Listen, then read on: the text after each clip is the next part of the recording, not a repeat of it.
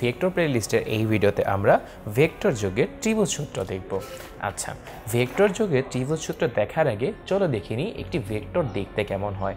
আমরা জানি যে আমরা ভেক্টরকে চিত্রের মাধ্যমে প্রকাশ করতে হলে একটি এরকম অ্যারোর মাধ্যমে চিহ্নিত করতে পারি। এখন এই ভেক্টরের দুটি অংশ আছে, যে দুটি অংশ আমাদেরকে চিনতে হবে। কি অংশ? ভেক্টরের এই চিহ্নিত অ্যারোটা যেদিকে আছে বা তীর চিহ্নের তীর যেদিকে থাকে সেই দিককার অংশটাকে সেই ভেক্টরের বলা হয় হেড বা মাথা। আচ্ছা, তারপর অপোজিট যে অংশে অ্যারো থাকে না সেই অংশকে তোমার বলা হয় টেল। আচ্ছা, তাহলে এখন একটি ভেক্টরের দুটি প্রান্তবিন্দু থাকে, একটি হচ্ছে হেড আর একটি হচ্ছে টেল। আচ্ছা, তাহলে এর যে কনসেপ্টটা বুঝলে ভেক্টর যোগের ত্রিভুজবিধি কি বলে এই চিত্রের দিকে তাকানোর দরকার নেই। প্রথমে আমি নিজের মতো করে একটি চিত্র আঁকি।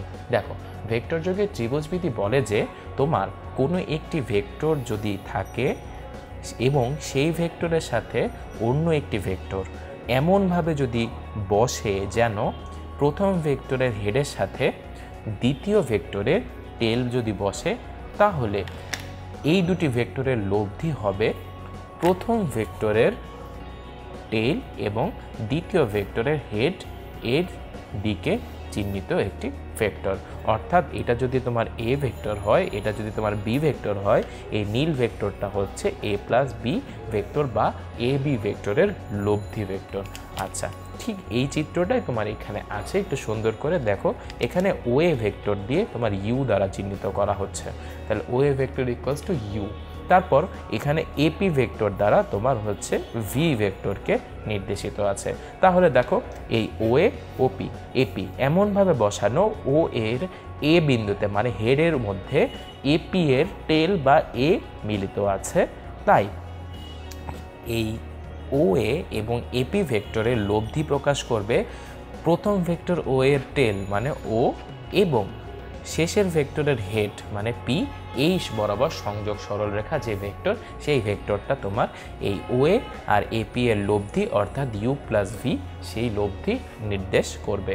অর্থাৎ তোমার এখানে লেখা যায় OP equals to O A plus AP.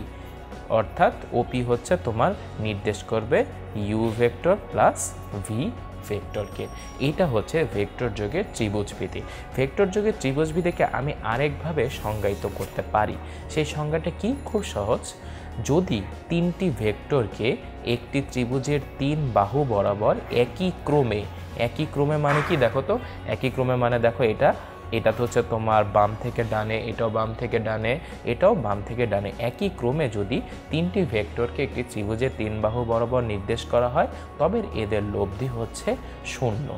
এটা হচ্ছে ভেক্টর যোগের ত্রিভুজবিধির আরেকটি তোমার স্টেটমেন্ট। দেখো, তুমি যদি এই ভেক্টর ওপি ভেক্টরটাকে উল্টিয়ে দাও তাহলে এই ভেক্টর আর এই ভেক্টর একসাথে মিলে গেলে তাদের লব্ধি 0 হয়ে যাবে। এটা হচ্ছে তোমার ভেক্টর যোগের ত্রিভুজবিধির একটি অন্যরকম বা অল্টারনেটিভ স্টেটমেন্ট।